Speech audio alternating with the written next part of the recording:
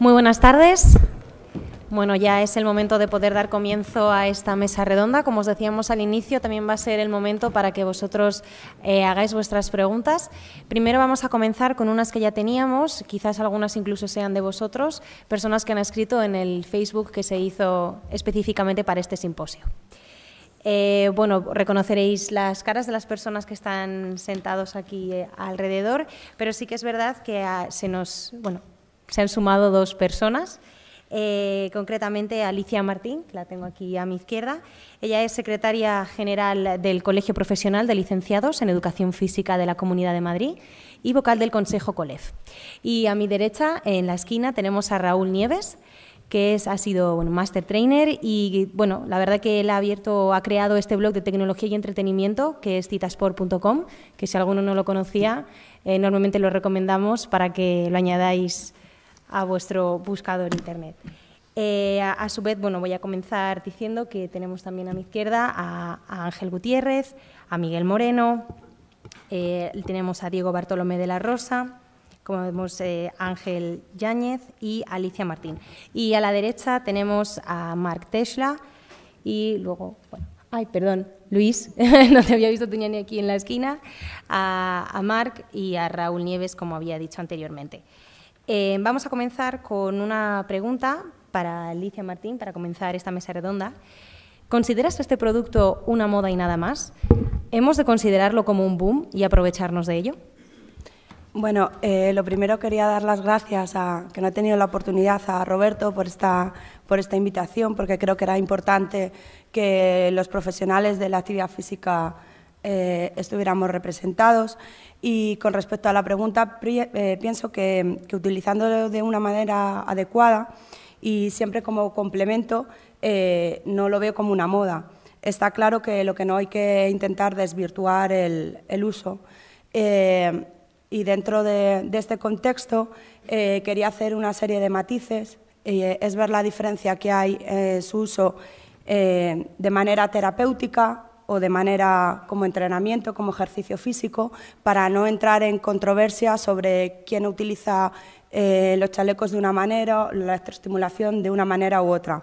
Yo creo que lo importante es intentar establecer un consenso en cuanto a este ejercicio físico, ¿no?, utilizado como tal, donde comienzan las líneas de unos, donde acaban las de otros, donde convergen o donde, sin embargo, es indiferente quién lo utiliza. De esta manera, yo creo que en sujetos sanos, el profesional de la actividad física del deporte es el profesional más adecuado para este uso, y siempre que haya una disfunción somática, pues tendría que ser el fisioterapeuta.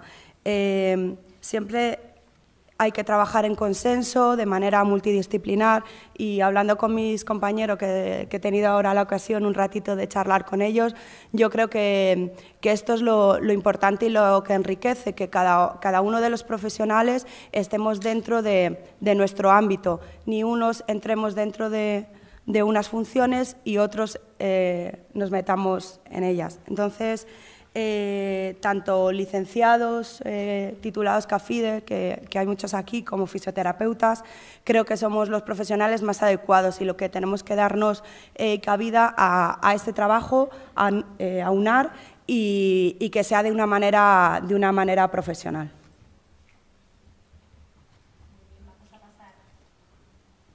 Perdón. Pasamos a la siguiente pregunta. Esta va para Luis. ¿Cómo ves en un futuro la electroestimulación y cómo consideras que se va a desarrollar?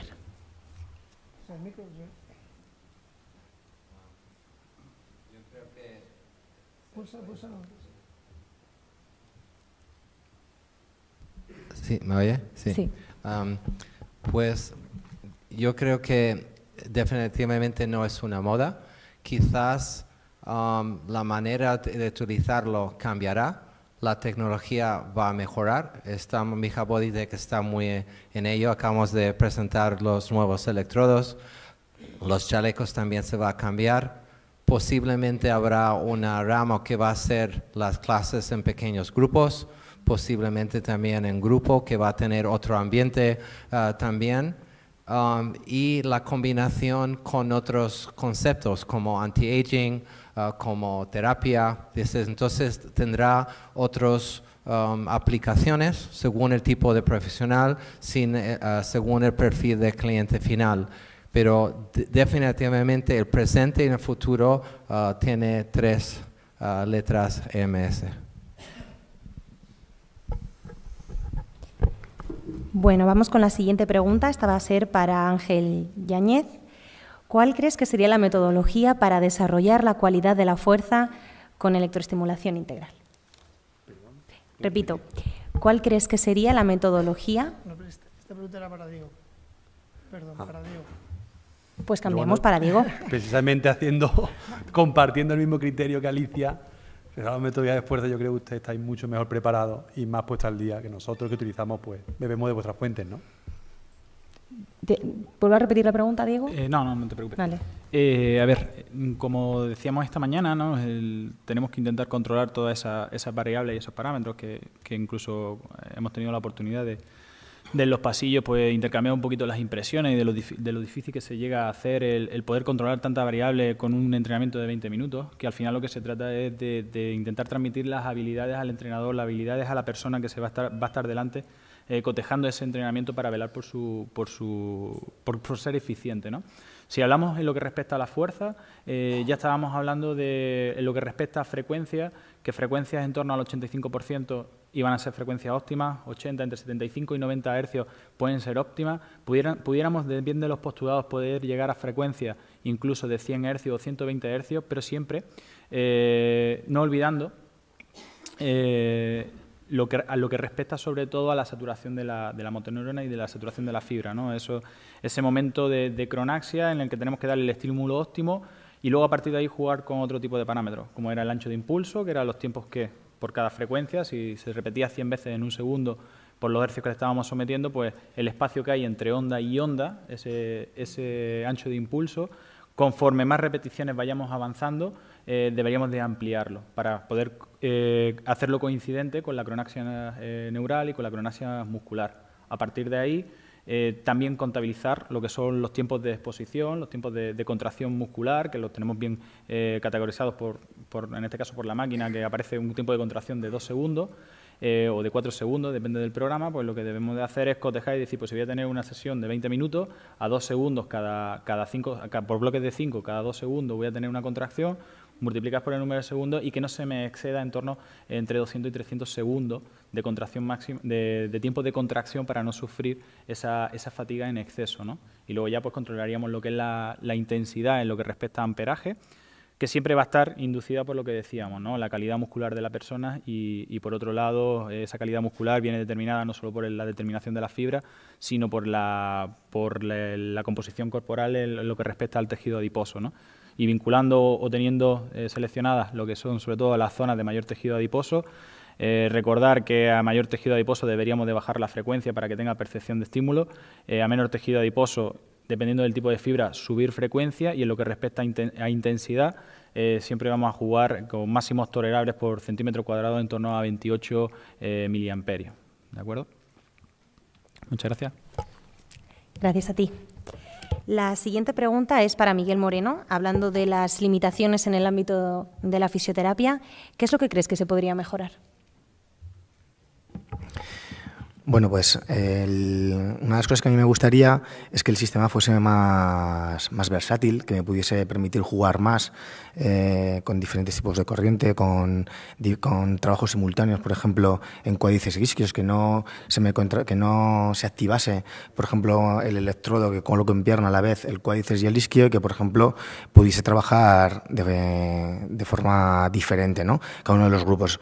Hace poco estuve en un curso con un compañero que planteaba un trabajo propioceptivo, por ejemplo, para el trabajo de ligamento cruzado, que me pareció muy interesante, en el que este compañero defendía que era, pues, que podía ayudar mucho en la recuperación del cruzado, el trabajar los sistemas de contracción, generando, por ejemplo, una corriente eléctrica, un estímulo eléctrico en el isquio, con un tren de una pendiente subida de 0,5 segundos, un mantenimiento de 5 segundos y una pendiente bajada de 0,5, y simultáneamente en cuádriceps una pendiente subida de 1 segundo, un trabajo de mantenimiento de 4 y una bajada de 1 segundo.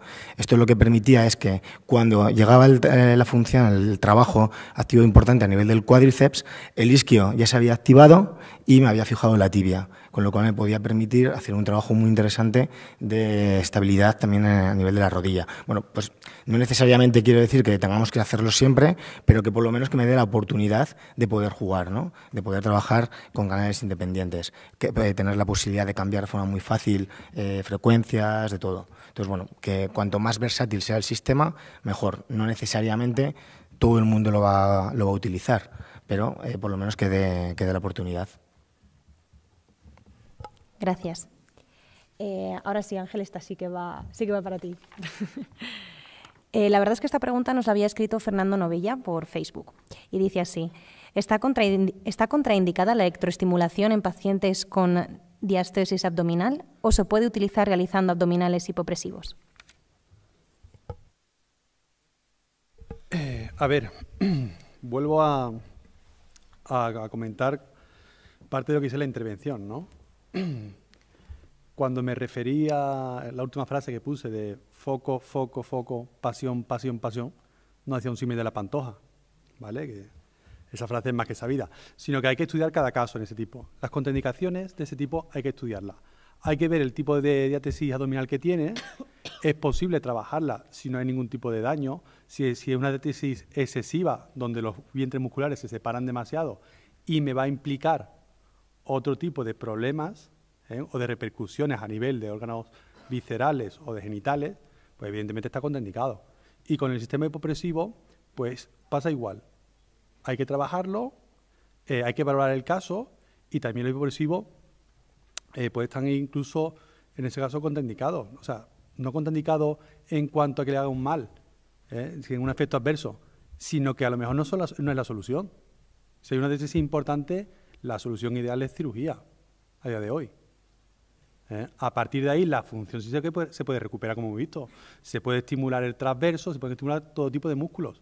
Pero esa falta de unión, esa anomalía anatómica existe. Lo que ocurre es que una cosa es la anomalía anatómica y otra cosa es la disfunción. Una cosa no tiene que ver con la otra. Puede existir las dos entidades a la vez. No sé si...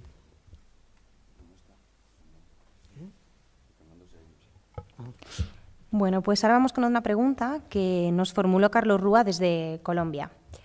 ¿Por qué los trabajos de electroestimulación muscular se recomiendan de 20 a 30 minutos máximo? ¿Hay alguno de vosotros que le gustaría responder a esta pregunta?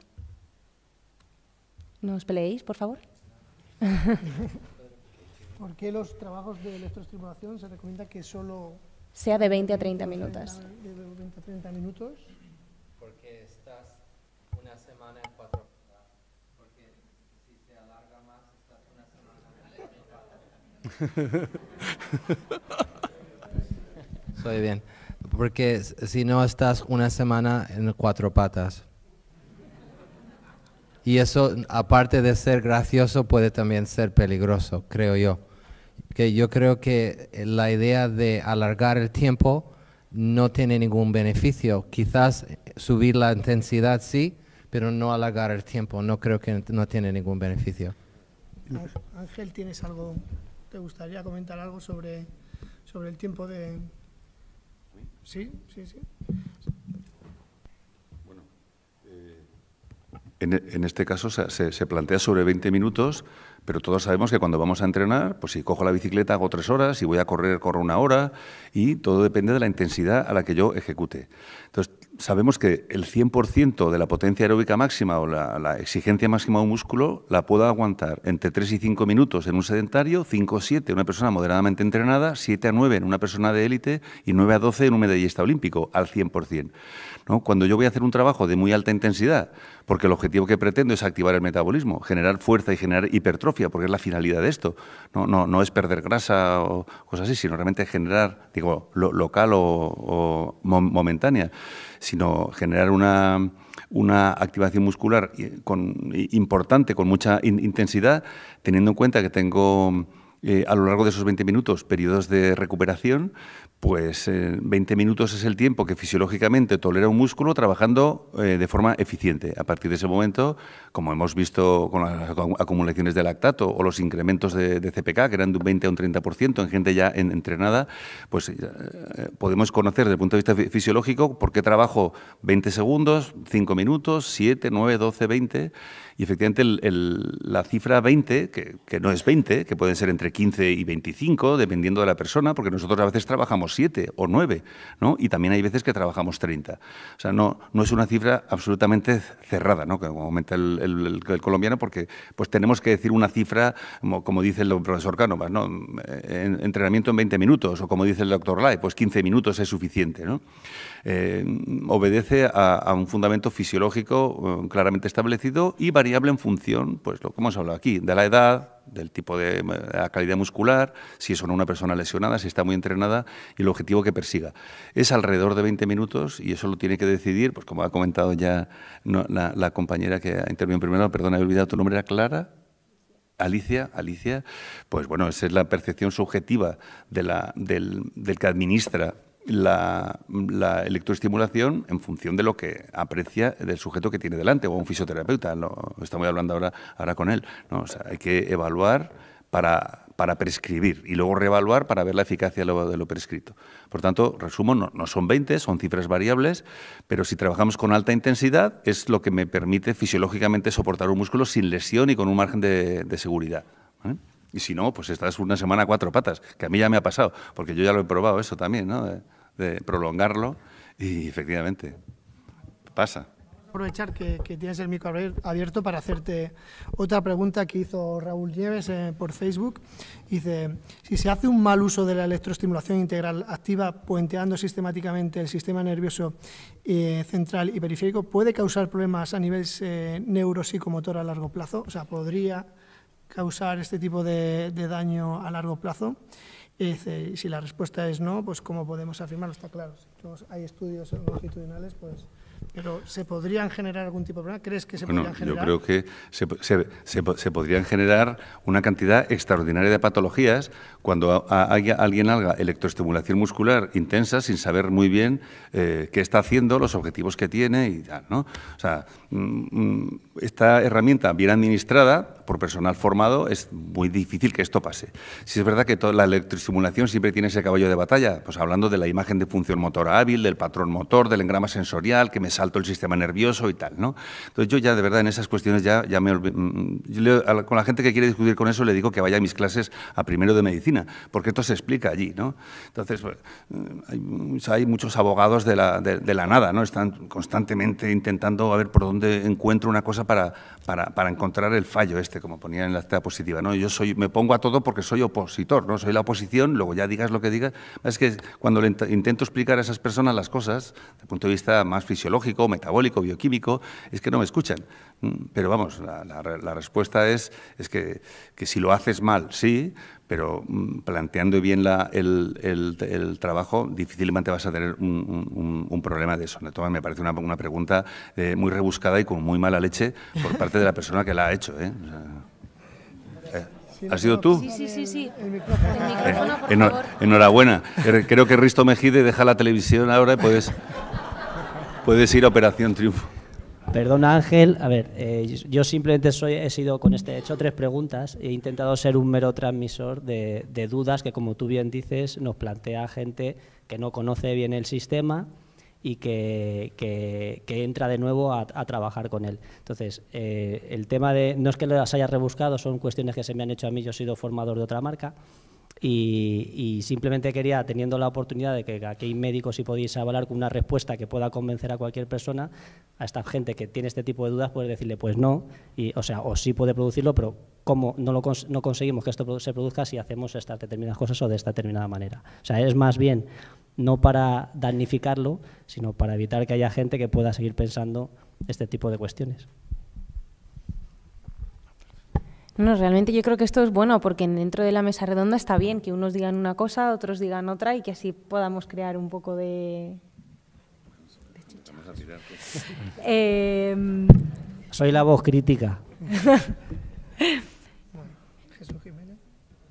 Vale. Vamos con la siguiente pregunta.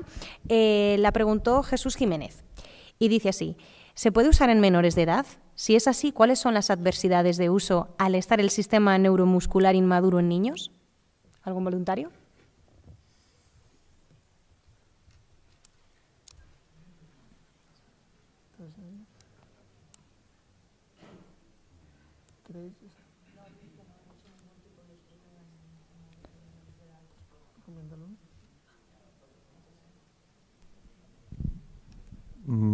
Dice que no han hecho ningún tipo de estudios con menores de edad, así que no, de momento no se sabe. ¿Y cree que podría ser perjudicial?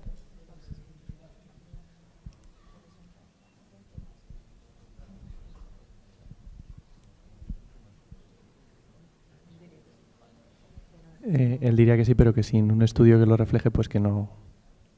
Bueno, pues también es algo positivo, porque por lo que dice no se ha hecho ningún estudio con niños y no se sabe, así que bueno, también es un buen momento, ¿no?, de lanzarlo como futura línea, claro. Alejandra, ¿me permites?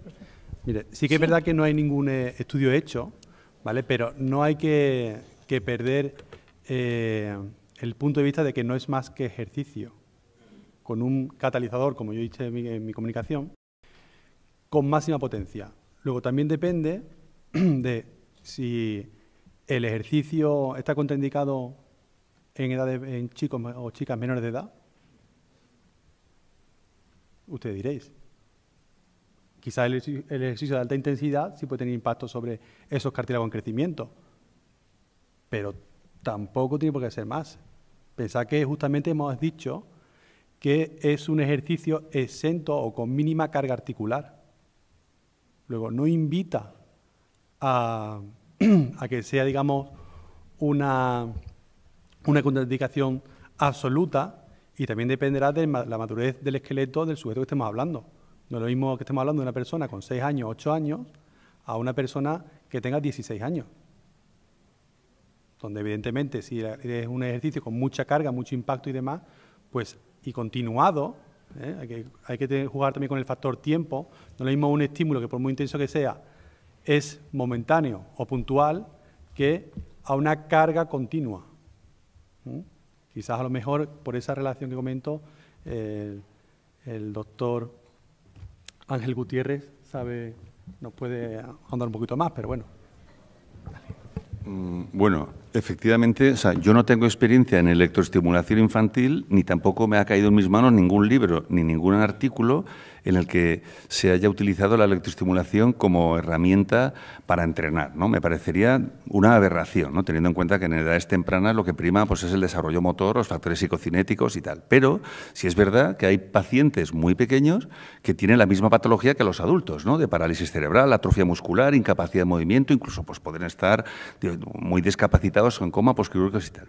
Y que de alguna manera, utilizándolo, lo mismo que Alejandro Lucía, aquí en Madrid, utiliza el entrenamiento de fuerza de alta intensidad en niños con cáncer, con linfomas y con tratamientos oncológicos, y con un resultado espectacular sobre la mejora de la inmunidad, de la calidad de vida, de la supresión de determinados medicamentos por entrenar, que están licenciados en educación física, que han leído sus tesis doctorales, en una de las cuales estuve yo en el tribunal, pues desde luego las herramientas para la mejora de la salud se aplican a cualquier persona. La misma pregunta podríamos decir, ¿y en personas de 74 años? Pues ya nos ha enseñado Marc los trabajos, con muchísima gente de edad trabajando así. Para entrenar en un niño, pues probablemente no, pero un niño que tenga algún problema de tipo motriz y que tenga una atrofia muscular severa, que genere, pues teniendo en cuenta que el músculo es un órgano endocrino también, o sea, el músculo funciona segregando una cantidad extraordinaria de transmisores que desconocíamos hasta hace algunos años y ahora sabemos que no, que el músculo da muchísima información, ¿no?, cuando trabaja en ayunas, cuando trabaja con mucha intensidad, cuando trabaja en hipoxia, cuando trabaja en hipertermia, etcétera, etcétera. Entonces, yo, si tuviese en mis manos un niño con una circunstancia como esta, lo utilizaría, pero sin ningún tipo de problema. O sea, las contraindicaciones serían las mismas que para un adulto. Afortunadamente, pues no ha caído esto en mis manos. Creo que tú querías comentar algo también. Bueno, yo no conozco ningún estudio al respecto de la electroestimulación infantil, pero sí que la aplico. Nosotros en fisioterapia, como bien decías, tenemos pacientes menores de edad que son susceptibles de recibir un tratamiento de fortalecimiento muscular mediante electroestimulación. Después, porque yo ahora mismo tengo en consulta un niño de 9 años con una ruptura del ligamento cruzado anterior jugando a fútbol. Es decir, los niños pequeños también se lesionan. ¿Qué me gustaría matizar dos cosas? Una, ¿qué es menor de edad? ¿A qué se refiere? Un chico con 17 años y 11 meses, no sé qué diferencia hay con un chico de 18 años y un mes. Bueno, otra, con respecto a lo que ha dicho Ángel, por ejemplo, de que es un ejercicio de bajo impacto articular. Bueno, yo en eso, por ejemplo, sí que difiero. Insisto un poco en la línea de lo que decía Alicia. Al final, ¿qué es lo importante realmente? Desde mi punto de vista, lo importante realmente es lo que hace el entrenador. Eso es lo que marca la diferencia. Punto. Y el entrenador es el que va a decidir si el ejercicio va a ser de mucho impacto o de poco impacto. Entonces yo puedo hacer con electroestimulación un ejercicio de mucho impacto articular y por mucho que esté utilizando un sistema de electroestimulación integral, nadie me va a convencer de lo contrario, ¿vale? Por otro lado, con los niños, ¿cuál es mi experiencia? Mi experiencia es que no es tan fácil trabajar la electroestimulación como con un adulto. Primero, tienen muchísimo menos nivel de tolerancia al paso de la corriente eléctrica. Tienes que hacer una labor de explicarle, de concienciarle, de empezar con un trabajo a intensidades muy bajas, que él sea quien se controle. La máquina es lo más importante, que él controle la intensidad de la corriente. Tú no se la puedes controlar. Él tiene que ser quien controla, quien decide cuándo puede subir y cuándo tiene que bajar. Porque cuando él controle la intensidad, él va a tener el control sobre el sistema. Y luego, al margen de esto, claro, yo estoy hablando de salud, de una lesión. Entonces a mí me puede interesar. Yo no sé hasta qué punto me merece la pena utilizar un sistema de electroestimulación integral en un niño. Yo creo que hay otros muchos sistemas que los entrenadores conocen, ¿no? Pero bueno, que si se quisiese utilizar, teniendo en cuenta estos pequeños parámetros, está ahí. Lo bueno que tiene precisamente además esta pregunta es que me permite hacerle una matización a Luis. Hay una cosa que me ha llamado la atención de su comunicación, es una de sus últimas sentencias, cuando ha dicho que no hace falta que nadie invente nada, que nadie, creo que algo así, como que no hace falta probar nada nuevo, se sabe que haciendo lo que ellos plantean se consiguen los resultados. Yo creo que es precisamente todo lo contrario. Si estamos aquí es precisamente para innovar, para ver cosas diferentes y para ver esas cosas diferentes qué efectos tienen. Está guay y está muy bien que haciendo lo que ellos nos plantean sabemos que tienen esos resultados y yo quiero mucho más. Entonces, en ese sentido, sí que me gustaría que nos animases a seguir desarrollando vuestro método y a seguir contribuyendo a él, que precisamente el compañero que tienes al lado es lo que hace día a día.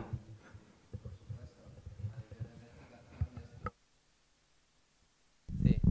Por supuesto, a nivel de investigación es muy importante probar cosas nuevas, pero hemos visto a nivel de seguridad que si los entrenadores quieren inventar cosas, se pasan de tiempo, frecuencias, y eso puede también causar otros tipos de problemas. Por eso es mantener protocolos, pero por supuesto la investigación, y invertimos mucho en ello para lograr nuevas tendencias y nuevos descubrimientos. Claro, lo que pasa es que al final se avanza probando, hay que tener con criterio, con conocimiento, y precisamente por eso yo creo que esta es una herramienta que quien tiene que utilizarla en el ámbito del rendimiento es precisamente los licenciados en Ciencia de la Actividad Física y el Deporte. Nosotros desde la Asociación Española de Fisioterapeutas del Deporte lo que defendemos es que cada herramienta tiene que utilizarse en un sentido o en otro, pero por los profesionales que están preparados para ello. Entonces, si contamos con un licenciado en Ciencias de Actividad Física y el Deporte que conoce los riesgos, las limitaciones, los beneficios, los efectos, etcétera, y planteamos una serie de trabajos que nos vaya a permitir avanzar en esto, pues animo a todo el mundo a que se salte los protocolos y que los pruebe, ¿no? Que es lo que nosotros, por ejemplo, hacemos constantemente en la consulta. Asociar con trabajos inerciales, todo lo que se nos ocurre dentro de un orden, para que luego no venga el entrenador con la azada y me pega el azadón y me diga, oye macho, me has dejado aquí al jugador una semana a cuatro patas y no puede jugar el partido, pero bueno, dentro del límite, perfecto. Perfecto, completamente de acuerdo. Gracias. Una pregunta para... Yo quiero comentar una cosa en esto, porque es que digamos que hay como dos tipos de investigación, ¿no? Una para sacar aspectos positivos, favorables y tal, y otras para demostrar que algo no funciona. Entonces, durante muchos años en Estados Unidos hubo un grupo de abogados que estaban persiguiendo las tabacaleras, Philip Morris en concreto, pues para que indemnizara a los miles de personas muertas por cáncer de pulmón por fumar y por las enfermedades derivadas del tabaco. Pero siempre perdían los juicios porque nadie nunca jamás había demostrado en un ensayo clínico que fumar generaba ninguna patología, porque no se puede hacer una investigación para dañar, no se puede hacer. Entonces, parece que hay mucha gente que está empeñada en intentar demostrar que hacer determinados tipos de entrenamiento con algunas herramientas como estas, que realmente pues, es un medio no natural, puesto que lo natural es correr, lanzar, trepar, reptar, ¿no? Que es todo el paleotraining, y aquí estamos utilizando un implemento, una herramienta pues, que acorta el tiempo de trabajo, que lo modula, que lo regula, que lo puede utilizar en patologías en función de determinada edad. Entonces, la utilización de la electroestimulación integral o otras técnicas en electroterapia, para saber que hacen daño, tendríamos que inducirlo, tendríamos que provocarlo. Es decir, ahora vamos a coger 20 personas y les vamos a tener 3 horas a 110 hercios y además sin comer y a 40 grados. Pero es que no se puede. No se puede hacer eso. Y aunque lo hicieses, pues no lo podrías publicar porque no te lo autorizaría la revista, ni el comité de ética, ni nada. Entonces, las investigaciones que hay que hacer en esto siempre para mejorar, desde la prudencia y desde la base fisiológica que lo sostenga, desde el punto de vista médico, desde el punto de vista anatómico, fisiológico, bioquímico y tal.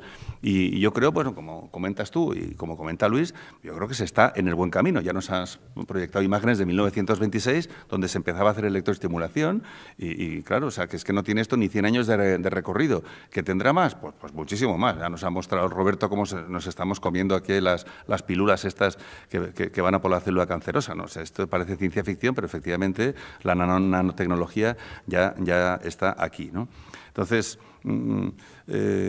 investigamos. Nosotros tenemos una línea de trabajo en este sentido, haremos tesis doctorales, trabajo fin de grado, trabajo fin de máster, pero nunca vamos a entrenar para buscar una patología, un efecto adverso. Si lo encontramos, bueno, primero, pues que tenemos mucho cuidado, trataremos de difundirlo para que nadie lo haga, ¿no? Porque sabemos que tendría que existir una revista que se llamase International Journal of Negative Research, ¿no? Es decir, en cuanto te sale una cosa mal, no la publicas, y como no la publicas, nadie sabe que sale mal, y llega otro tío y la vuelve a hacer. Y como le sale mal, pues no la publica y llega otro y la vuelve a hacer. Entonces, habría que decir las cosas y decir, oiga, esto no lo haga porque es que me ha salido como un tiro. He intentado hacer esto y resulta que si llegas hasta aquí cometes un error extraordinario. Pero claro, eso tiene que ser algo hecho con mucho tino, con mucho tacto, ¿no? Y desde instituciones como la de Mark en Alemania o modestamente desde nuestro departamento de fisiología. Lo que no animo es a nadie a que empiece a probar a ver dónde está el límite fisiológico en cuanto a hercios, tiempo de trabajo, cargas. Voy a hacerle a este tío 4 por semana, a ver qué pasa, ¿no? Bueno, eso es lo que no me parece bien, ¿no? Todo esto no sé por qué he dicho esto, me ha venido así. Y nos ha encantado. Bueno, la siguiente pregunta nos la formuló Raúl Nieves. Tú no, era tu primo, era el primo de Raúl Nieves. Sí, ¿no? Esta pregunta es, ¿cómo configurar las rutinas, ejercicios y sesiones coordinado con los parámetros de la AMS para no abusar del trabajo excéntrico y, por lo tanto, no producir daño excesivo a nivel muscular? Esta pregunta va para Diego y para Miguel. Sí, sobre todo para recordar el epígrafe, si me lo repites, te lo agradezco. ¿Cómo configurar las rutinas, ejercicios y sesiones coordinado con los parámetros de la AMS para no abusar del trabajo excéntrico y, por lo tanto, no producir daño excesivo a nivel muscular? Vale.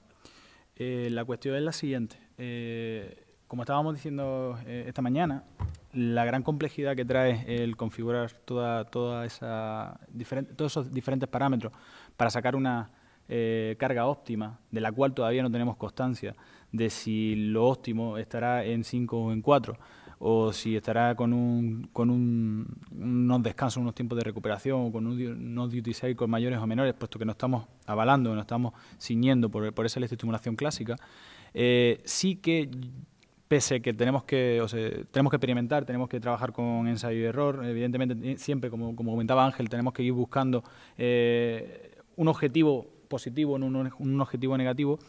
sí que, llamando desde la prudencia, la suma de estímulos había que controlarlos, debemos de controlarla demasiado, con una organización, tener una organización sobre ello. Quiere decir, trabajar excéntrico o acentuar las cargas excéntricas, sabiendo ya los daños hormonales o los vertidos hormonales que genera, para bien, o si nos pasamos y tenemos en exceso, para mal, sabiendo ya cuantificar esa carga, si le sumamos otro estímulo externo que todavía no tenemos claro, el producto o la sumatoria de A más A no quiere decir que sea 2 veces A, sino que incluso puede ir en detrimento de la evolución o de los objetivos que nosotros planteamos desde un principio, ¿no?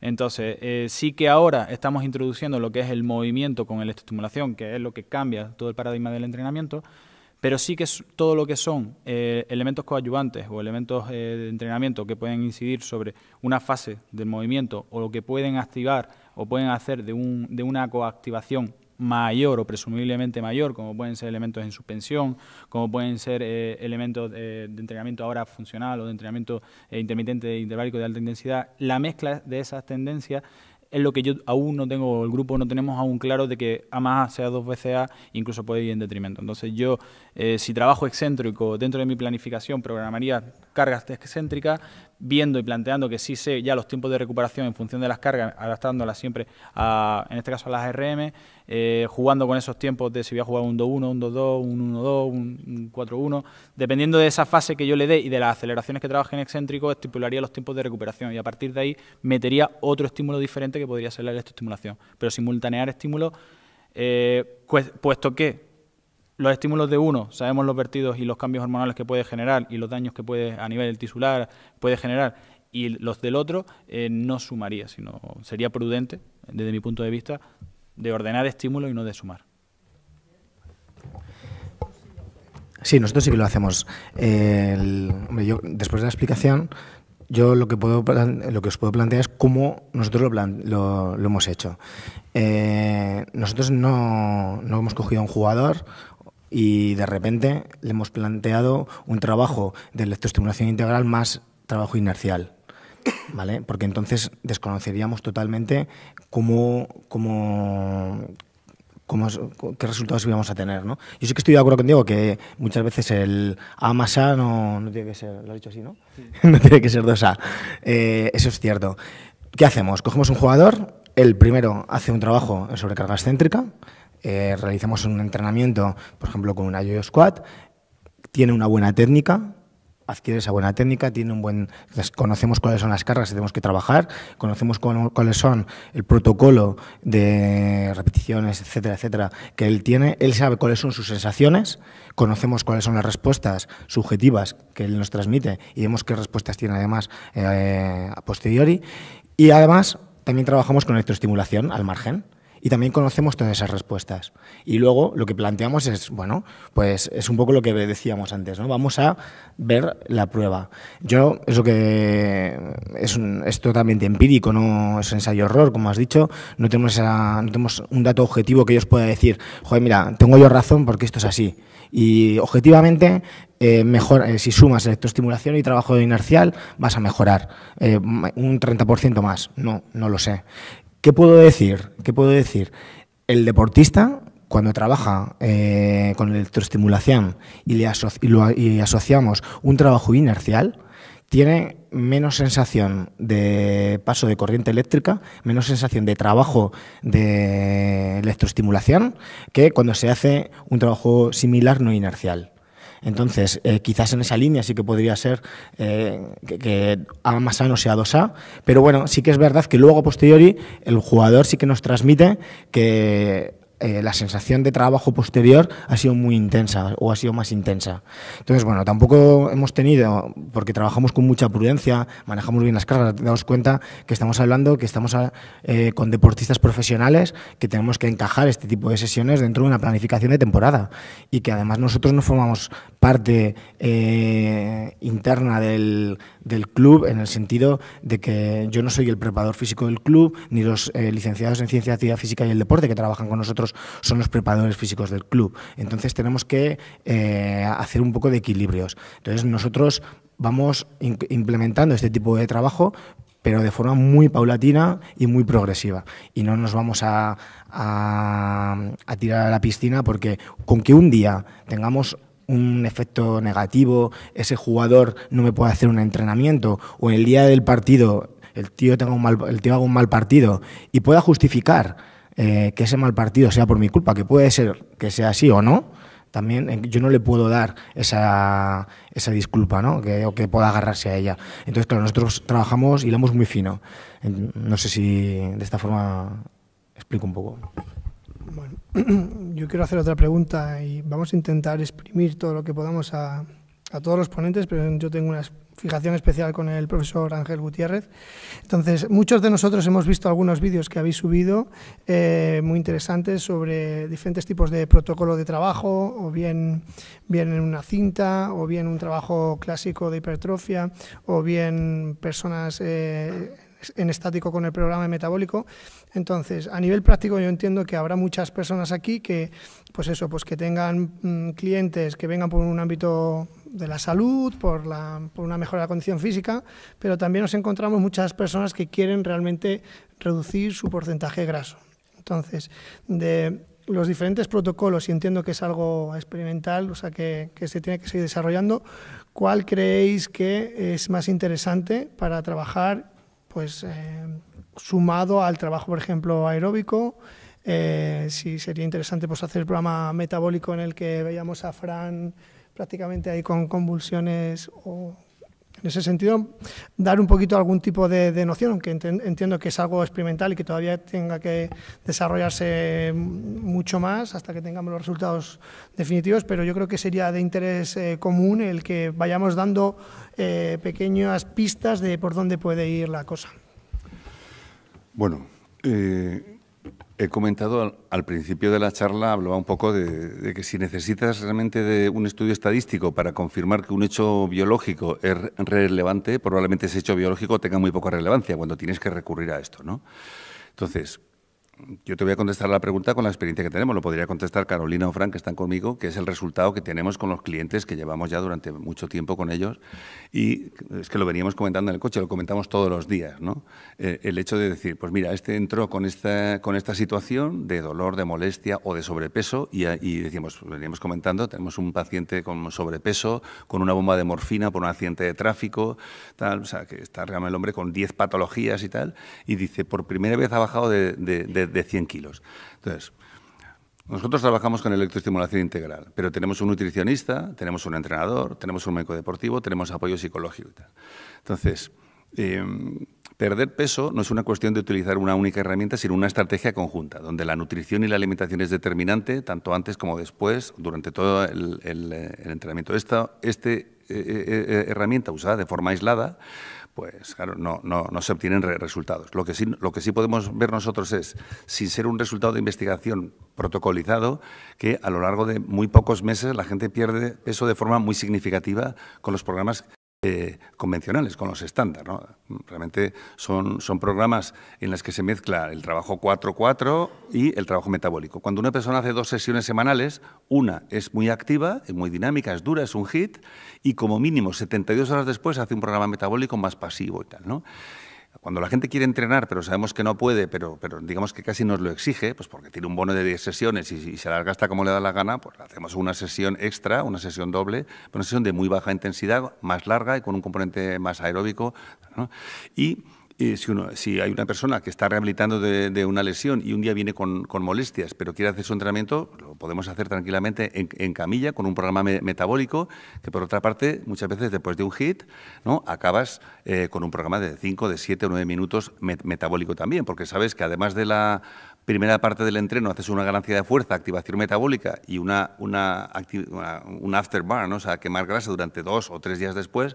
También en esa fase última, pues generar, como vimos ya en este trabajo que hemos hecho con gente sedentaria, un consumo de grasa. Por tanto, abogo en gente sana, sin ningún problema, que quiera mantenerse por el programa de alta intensidad, con gente con sobrepeso que no está en muy estado de forma, con la alternancia, los trabajos de moderada intensidad con programas programas metabólicos, y en gente con sobrepeso severo, con algún problema articular, pues estrictamente programas metabólicos, por lo menos en fase inicial.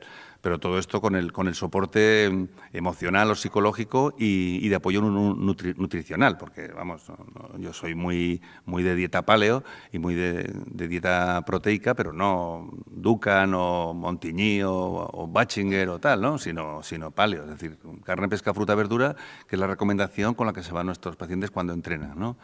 La investigación, digamos, no está publicada ni la voy a publicar, pero lo podemos contar, ¿no? O sea, lo podemos contar prácticamente.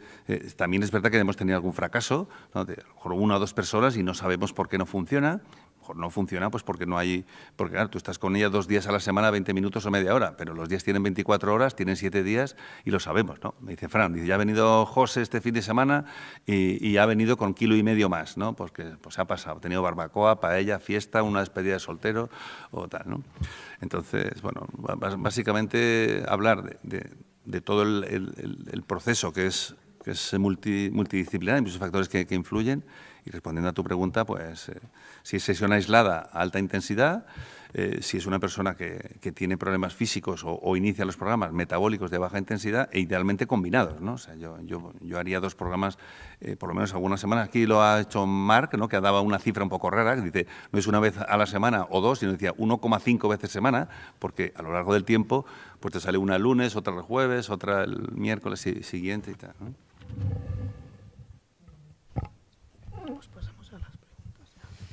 Bueno, pues yo creo que este es el momento de que vosotros nos expongáis vuestras preguntas. Ya veo manos levantadas. Ahora mismo van a pasar con un micrófono para que las formuléis.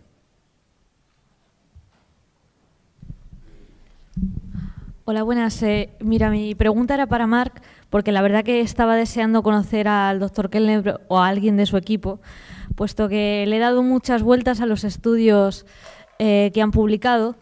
Y la verdad que a pesar de que justifican, entre comillas, las diferencias entre grupos, todavía no me quedan claras, ni en el estudio que se publicó con mujeres posmenopáusicas, ni en el que ha presentado de 10 semanas de entrenamiento, 10 semanas sin entrenamiento. Y bueno, para los entrenadores es una buena forma de justificar el por qué utilizamos este tipo de metodología, y me quedo un poco a medias cuando no veo algo que se corresponde a lo que sería un estudio científico habitual con su metodología, material y métodos y demás. Sí, fácil. ¿Por qué están utilizando protocolos completamente distintos en grupo control y grupo entrenamiento? ¿Y por qué se utilizan protocolos con desentrenamientos entre medias? Porque 10 semanas es una barbaridad. Ya está.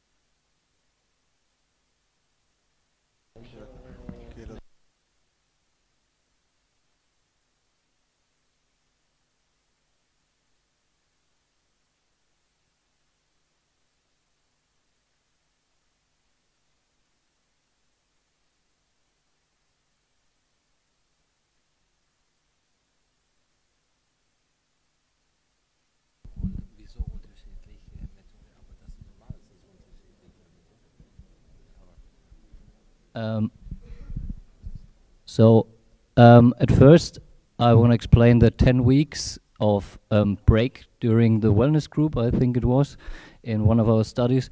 It was the reason because we wanted to keep the effects of the wellness group as low as we could. So they trained anyway just for flexibility, mobilization, and on a very low level of aerobic workout. So we just wanted to, kind of satisfy the women that didn't have the chance to get the whole body electrostimulation. And that's our control group. And yeah, I didn't get the main question now, so maybe we have to discuss it and we come back to it later. Is it okay? Comenta que la segunda pregunta que había realizado no le ha quedado muy clara, entonces él ahora mismo con los traductores van a intentar volverle a explicar la pregunta y en cuanto la tenga te la volverá a resolver. Vale.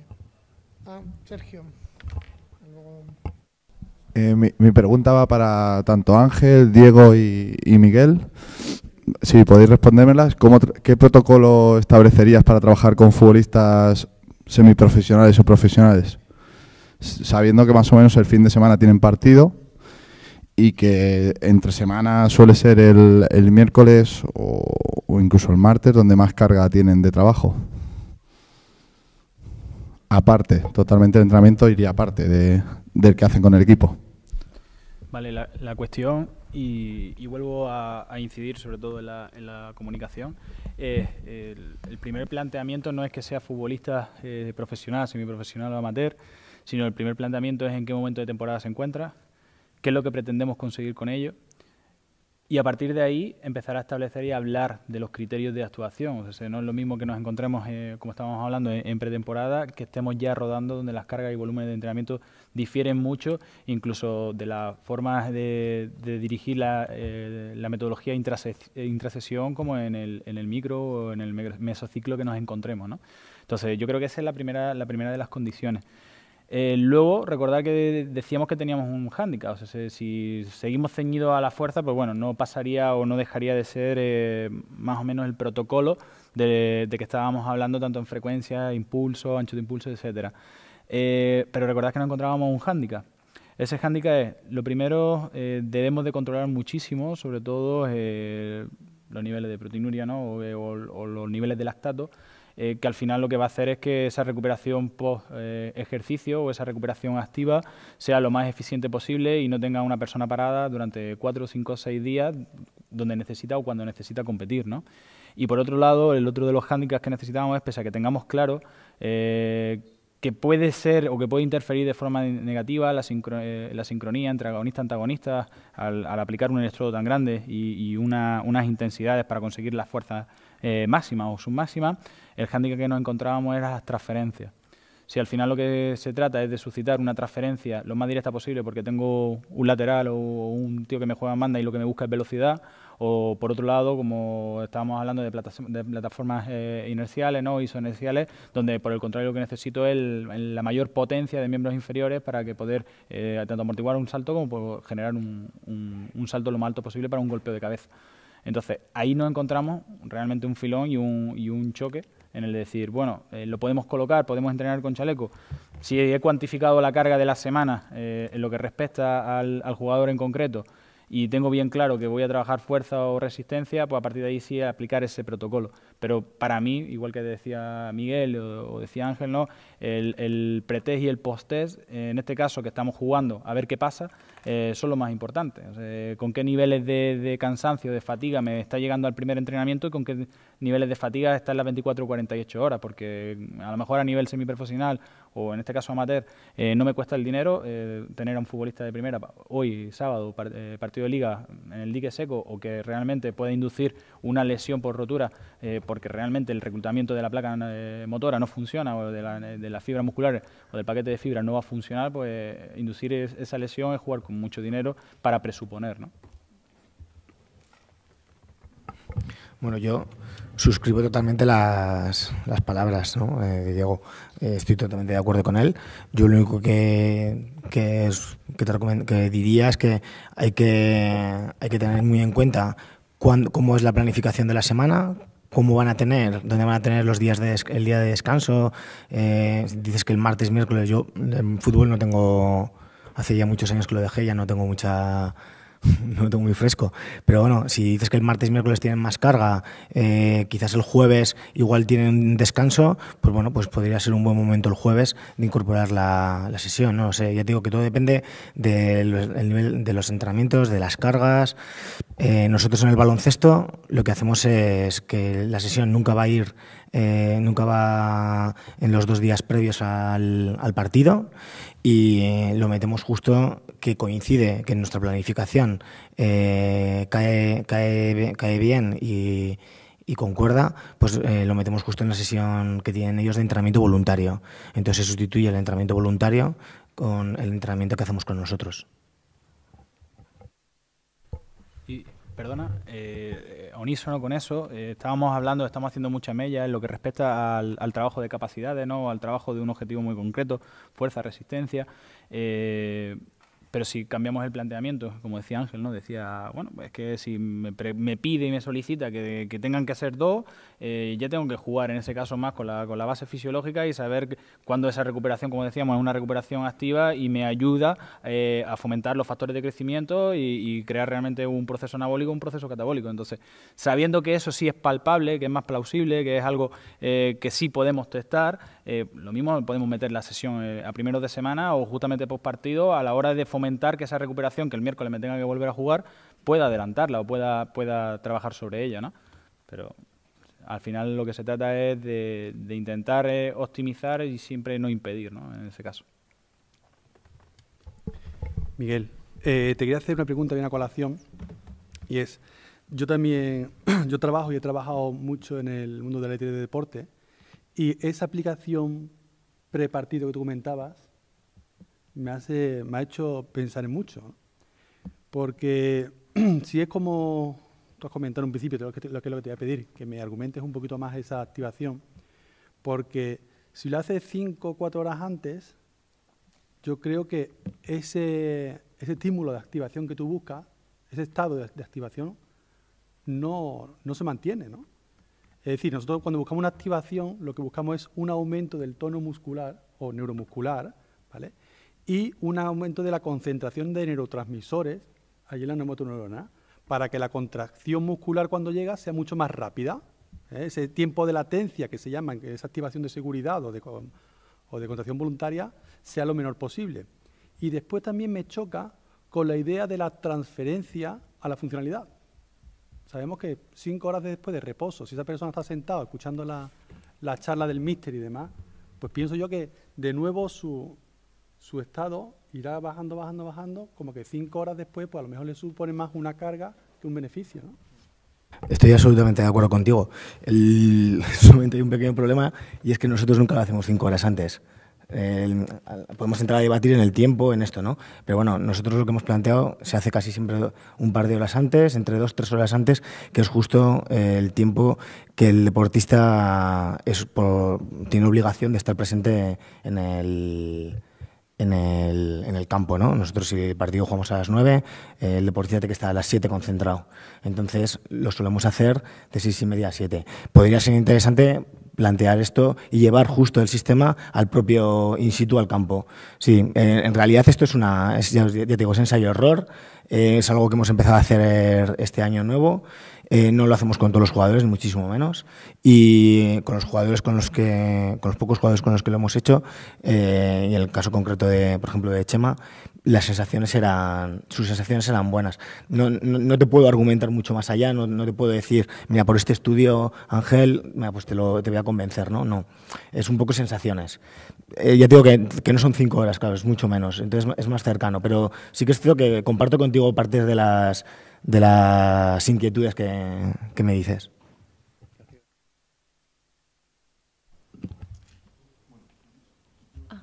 Quiero añadir algo, ¿no? O sea, por experiencia personal, ¿no? O sea, una cosa es la activación posttetánica, ¿no? Que lo hemos visto. O sea, yo he trabajado con la selección española de ciclismo y en campeonatos de Europa hacíamos test de prensión manual a los corredores durante la concentración, antes de la competición y después de cada una de las series, ¿no? Primero son las motos, que son 4, se van pasando, se van clasificando y hacíamos la fuerza de presión manual. Y conforme avanzaba la competición, aumentaba la fuerza de presión manual, ¿no? Justamente por la activación, una serie de respuestas que sabemos que mejora pues, el tiempo de reacción visual, discriminativo, la fuerza y tal. Por lo tanto, una activación inmediatamente antes de una acción de juego o de una acción atlética o tal. Ahora pues lo vamos a hacer nosotros con electroestimulación integral, con el test de Bosco, por ejemplo, para ver. Hemos usado plataforma, sabemos que usando plataforma vibratoria el test de Bosco después mejora, lo vamos a hacer con el traje. Entonces, eso es inmediatamente antes. 2 o 3 días antes, o 4 días antes, cuando yo hago un trabajo de muy alta intensidad, lo que mejora es mucho la eficiencia energética, de forma que un atleta que recorra, por ejemplo, semanalmente 110 kilómetros, ¿no? La semana anterior a la competición recorre un volumen de 15% del volumen anterior. Es decir, si en vez de recorrer 115 kilómetros, recorre solamente 10 u 8 en una semana. Pero todo lo hace con muy alta intensidad. Es decir, entre el 90% y ritmo de competición distribuido en distancias muy cortas. O sea, para mejorar la eficiencia, el reclutamiento y tal. Desde ese punto de vista, o sea, utilizar la electroestimulación integral haciendo un gesto específico de algunos deportes en los que lo puedo hacer, ¿no? Y hacer un taper en un afinamiento con biotraje después de un periodo de un macrociclo o un mesociclo importante la semana anterior, a mí me parece una herramienta extraordinaria y bueno, y tomo nota porque es que lo voy a hacer, vamos, es que lo voy a hacer porque me parece que desde el punto de vista fisiológico se sostiene, ya lo hacemos, o sea, la semana anterior ya hago un trabajo muy corto de muy alta intensidad que genera... No hay daño muscular excesivo porque las sesiones son cortas, no hay agotamiento de glucógeno, no hay anemia, no, al revés, ¿no? Me permite recuperar muchas cosas por el bajo volumen y permite una activación neuromuscular importante. Acabamos de presentar en el Congreso Nacional de Pádel un trabajo sobre tiempo de reacción simple y discriminativo en ojo dominante y no dominante en fatiga no extrema, pero una fatiga muy similar a la que se llevaría lugar en un partido de pádel, y hemos visto cómo entre antes y después de la fatiga el tiempo de reacción mejora de forma muy significativa. La conclusión es muy sencilla. Cuando voy a jugar un partido de pádel me importa tanto el punto 1 como el punto 21, de forma que tengo que ir al punto 1 con una activación suficiente, de forma que el calentamiento o la activación previa tiene que ser importante. Si logro yo hacer una activación máxima con un implemento, con una herramienta, pues yo la haría, ¿no? A mí me parece una buena idea, ¿no? Lo trabajaremos eso.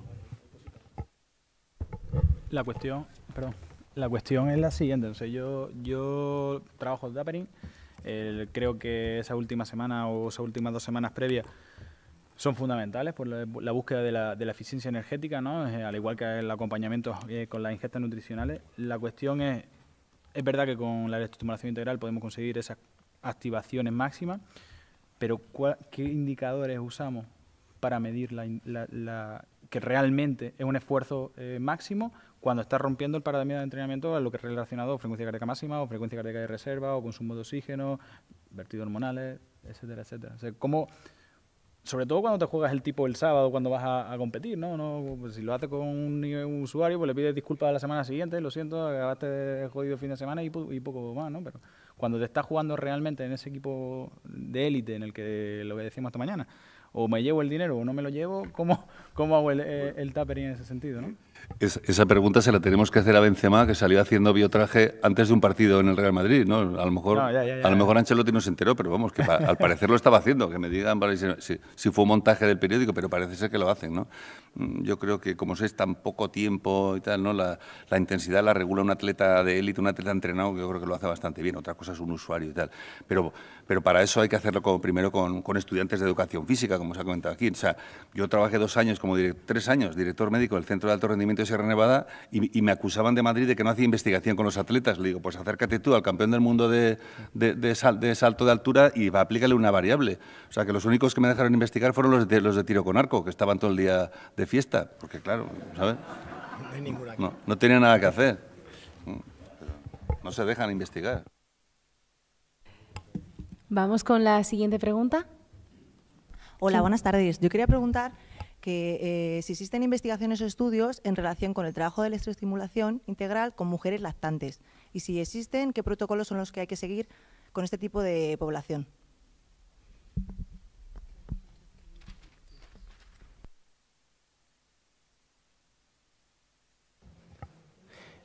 ¿Nos puedes repetir la pregunta, por favor?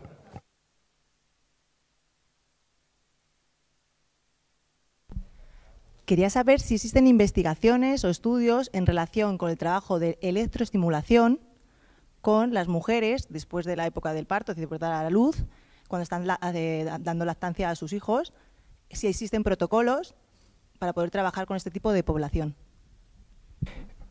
Gracias. ¿Tú sabes algo de eso?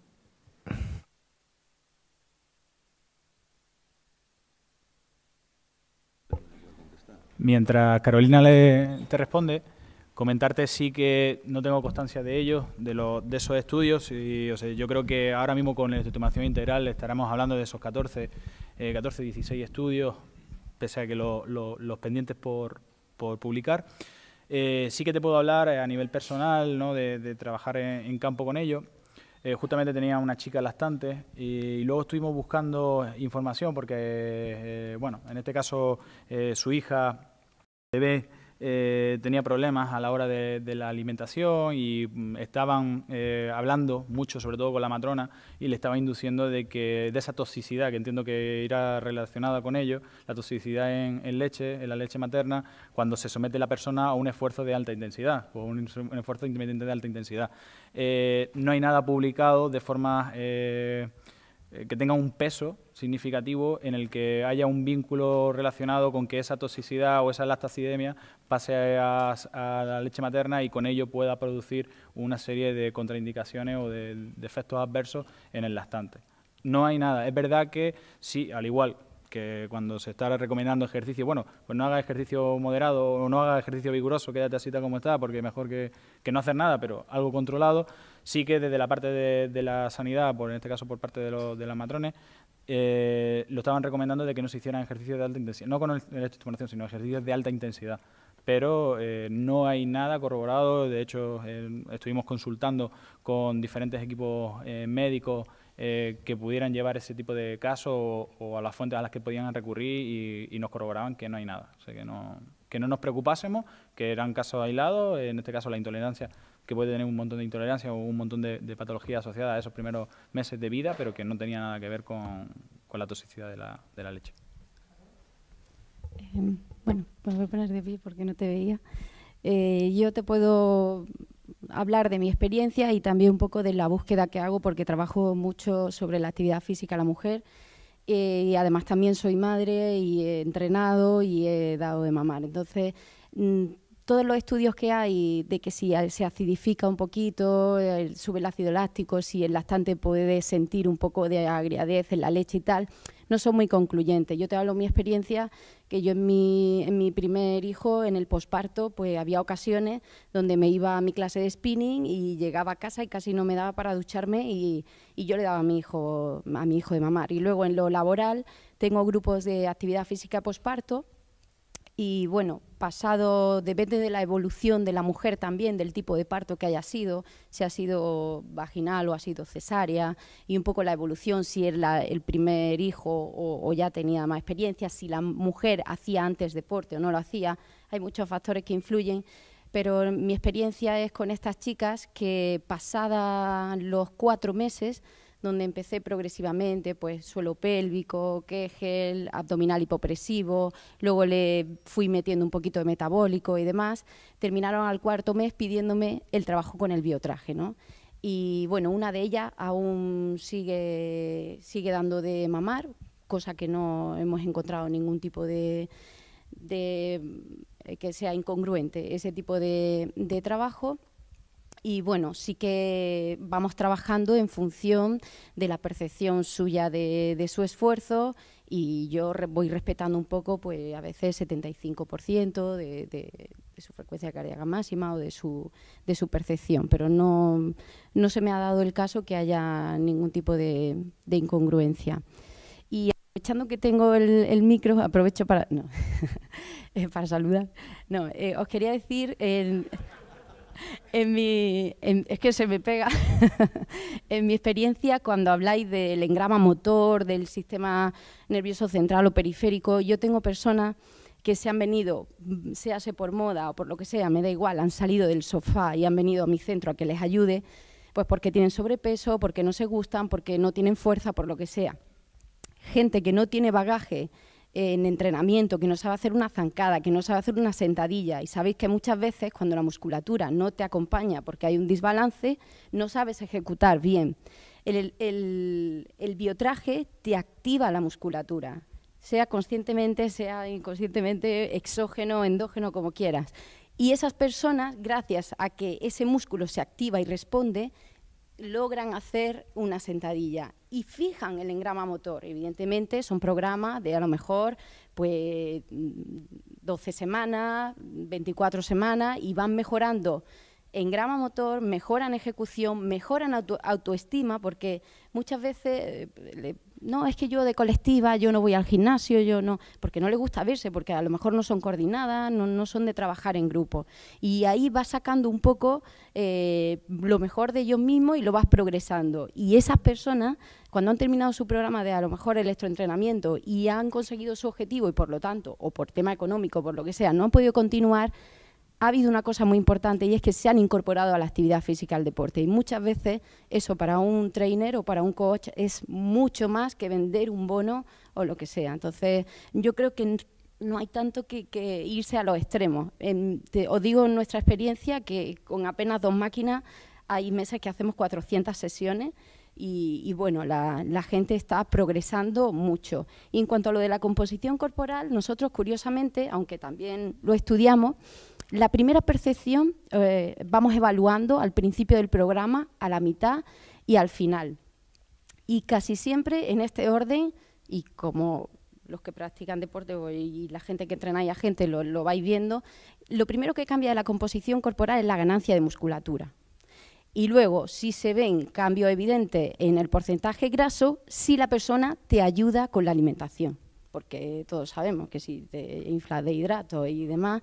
Entonces, eso es lo que nosotros estamos observando. Pero también tenemos el cliente que me dice, Carol, me conformo con quedarme como estoy. Quiero seguir con mi vida social, porque salgo con clientes a diario, tengo que alternar, tomo mi copa de vino, mi tapa. O sea, hay gente que tiene un objetivo de no tiene tiempo, no puede entrenar, no está en sobrepeso ni está mal, y solo con quedarse como está, pues, oye, entrenando un día a la semana, ya es un objetivo conseguido. Y hoy día hay muchas cosas que son muy preciadas, más que otras cosas, incluso que el dinero, que es nuestro tiempo.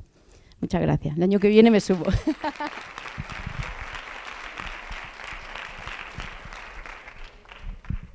Gracias, Caro. Bueno, primero dar las gracias a todos los ponentes, porque la verdad que ha sido súper interesante, y gracias a mi Bodite por hacer esto posible. Yo tengo un par de preguntas, una es para el doctor Ángel Gutiérrez y otra es para Diego. La primera para Diego sería cómo controláis que no haya esa pérdida de máxima contracción voluntaria cuando estáis trabajando cerca del umbral del dolor, porque claro, supongo que eso será dentro del propio entrenamiento, pero no sé, no me ha quedado muy claro y me gustaría saber cómo lo hacéis. Y para Ángel, no he tenido mucho tiempo de mirar los datos de los estudios que habéis hecho del Afterburn, pero claro, si hay un metaanálisis, o es una review mejor dicho, donde se ve que el efecto EPOC es un porcentaje siempre de las calorías gastadas durante el entrenamiento. Entonces, no sé realmente, no lo he podido ver, Ángel, entonces me gustaría saber si habéis tenido la posibilidad de ver si realmente ese afterburn ha sido mayor que el propio gasto del entrenamiento, o me parece súper interesante también. No sé si lo has entendido. Respecto al trabajo, porque va muy inducido, sobre todo a la intensidad, ¿no? Decíamos, no controlemos tanto la intensidad, sino vamos a hacer más referencia a la contracción voluntaria máxima. Intrasesión, utilizar un dinamómetro en lo que son un curl de bíceps o una extensión de cuádriceps, cuando estás haciendo un squat y estás haciendo ese retorno hacia la vertical, colocarlo en intrasesión adherido a un bloque en el suelo, que no pueda movilizarlo. Vemos que cuando entra el estímulo, puesto que no estamos hablando de una corriente continua, sino que está teniendo tiempos de contracción y tiempos de reposo, intrasesión podemos valorar si la intensidad de la corriente vuelve a reclutar la misma fuerza, o sea, al final tira si lo valora en kilos o lo valora en newton, depende del dinamómetro con el que estés trabajando, pues, y simplemente al final es una célula de carga, al final es un portamaleta. Entonces, a partir de ahí, intrasesión, vemos si hay una modificación acusada. Si esa modificación es acusada, pues rápidamente lo que hace es modificar los parámetros, en este caso del ancho de impulso, porque estás trabajando con corrientes programadas, y continúa la sesión. Antes un compañero me preguntaba, ¿y eso todo se hace en una sesión? Al final, seguramente todos los que hayan tenido experiencia con el aparato, ¿no? Con la máquina, el primer día tardaba 20 minutos en poner el chaleco y luego a continuación empezabas con la corriente, luego vas optimizando esos tiempos y al final incluso le inculcas a la persona que se ponga el chaleco, pues al igual con el uso de los magnetos. Si ya tengo un hábito y una familiarización con el aparato, el simple hecho o el simple momento en el que le toca un cambio de programa de fuerza metabólico, de fuerza resistencia, o en el que le toca hacer una ingesta, en este caso de líquido o de cualquier tipo de suplementación, en ese momento modificamos ese parámetro. Evidentemente no puedes modificarlo tal como quisieras, que es una de las limitaciones que es lo que achacamos, ¿no? De que al final pretendes conseguir algo y la modificación del parámetro no llega a tiempo real e inducimos, pero eso nos pasa al final cuando estamos haciendo series de velocidad o estamos haciendo trabajo de hipertrofia o estamos haciendo trabajo con volúmenes en los que no solo ya interfiere la RM, sino se trabaja mucho con aceleraciones de barra. ¿Y cómo controlo eso, no? Pues al final lo tienes que hacer algo más familiar, algo más a nivel poder profesional y no tanto de laboratorio, y buscarte las artimañas posibles para poder modificar eso. Pero bueno, la respuesta va más relacionada con una simple célula de carga y a partir de ahí, pues la intención es modificarla intrasesión y entre cada una de las sesiones, pues nada, el primer test que comenzamos, pues venga, pues que a todos, yo creo que todos los que están familiarizados con la máquina, los primeros protocolos o al principio pues siempre empezamos a hacer esos ejercicios de movilidad articular en los que empiezo a hacer las presiones sobre las pelotas y me voy colocando un poquito en la posición de squat y vamos cogiendo un poquito de temperatura. Pues en esas 2 test primeras arrancamos y hacemos la célula de carga y a partir de ahí pues al minuto 10 pues volvemos al minuto 5 en función de los tiempos de contracción que teníamos propuestos. Pues bueno, sobre el minuto 5 toca, sobre el minuto 8 vuelve a tocar y en cuanto hay modificaciones rápido paro, modifico y seguimos la sesión. Sí, bueno, en cuanto a la cuestión del afterburn y la activación metabólica post-esfuerzo, utilizando electroestimulación integral o cualquier otra cosa, pues bueno, como tú sabes, hay revisiones sistemáticas y metaanálisis. Entonces nosotros también hemos revisado estas cuestiones por curiosidad. Al encontrar nuestros resultados, tratamos de compararlo con la literatura con resultados anteriores. Los metaanálisis dependen de factores críticos. Los factores críticos se analizan en función del número de artículos que se revisan, que muchas veces a lo mejor hay 300 artículos relacionados con eso, pero solo 14 que cumplen, o menos, que cumplen las condiciones, digamos, estrictamente aplicables a la conclusión que tú quieres sacar al final. O sea, el metaanálisis con 300 artículos no es lo que dicen los 300, sino lo que dicen solamente aquellos que hacen lo mismo que haces tú. Y nosotros lo que no hemos encontrado es ningún estudio en el que, utilizando la electroestimulación integral, sigan durante 24, 48 o 72 horas el gasto metabólico basal en condiciones estándar. Entonces, es cierto que hay otros trabajos que han encontrado otras cosas porque la variable crítica aplicada pues es un entrenamiento de 1 hora o de media hora o de musculación o en ayunas o en gente de 30 años o de 50 o obesos o tal, ¿no? Nosotros solamente podemos decir que en las personas en las que estamos estudiando hasta el momento, el gasto calórico se ve extraordinariamente incrementado a los 60 minutos, a las 24 y a las 48 horas y a las 72 horas en gente no entrenada. En gente muy entrenada genera digamos un frenado mucho más rápido de eso. Por tanto, el consumo calórico que lo hemos ido calculando persona por persona a través del área bajo la curva, pues cambia, es variable. Es verdad que hay casos de 2.800 o 3.000, pero también hay casos de 800 o 1.200, ¿no?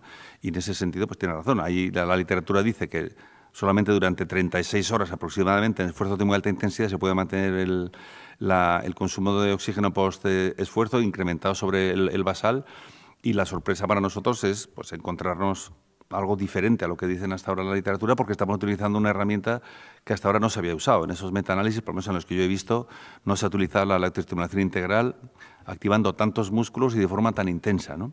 Entonces, probablemente la razón de lo que encontramos es porque hay gente no muy entrenada y porque efectivamente está trabajando con mucha intensidad muchos músculos, que si has probado el biotraje alguna vez, lo que se comenta aquí, ¿no? Esas famosas agujetas en el trasero, que dicen, tengo agujetas en lugares que no sabía ni que existían, ni que tenía, ¿no? Porque efectivamente te hace trabajar músculos que casi nunca trabajaba, ¿no? Se comentaba Roberto lo del glúteo, por ejemplo, ¿no? Bueno, el glúteo lo trabaja muy poca gente, por la forma de trabajo que tenemos, lo que hacemos es atrofiarlo. Llevamos todo el día sentados y ahora me voy a Granada y me voy sentado y llegué a las 2 sentado. Entonces, casi no se trabaja. Cuando lo activas de una forma involuntaria, pues generas mucho trabajo en ese músculo y en otros, ¿no? Que al estar poco acostumbrados, pues están durante mucho más tiempo regenerándose. En definitiva, si genera un cierto daño muscular, el gasto post-esfuerzo es por la recuperación del glucógeno, de la temperatura, de la eliminación de toxinas, la reparación del daño muscular que he generado y tal, ¿no? Y yo creo que es por eso, ¿no? Pero sí es interesante este debate y, bueno, en el próximo simposium, ya sin ningún género de dudas, que lo traeremos resuelto, porque de aquí estoy tomando nota, por lo menos mental, y seguro que Fran también, el doctorando, de todas las cosas que vamos a hacer a partir de ahora, de las ideas que sugerís, sobre todo de las preguntas, ¿no? No creo que de momento no haremos electroestimulación en bebés ni en madres lactantes, pero bueno, si se nos pone a tiro, pues también la haremos. ¿Hay alguna otra pregunta? Vale, mira, por aquí delante. Hay otro micro ahí, vale. Hola, buenas tardes. En anteriores exposiciones han puesto investigaciones en las cuales los sujetos tenían contraindicaciones para realizar el entrenamiento con electroestimulación. Yo tengo algún caso con trombofilia y quería saber si alguno de ustedes conocen casos o investigaciones en los cuales los sujetos tienen pues problemas circulatorios graves como hemofilia o trombofilia y si son contraindicaciones absolutas o relativas. Gracias.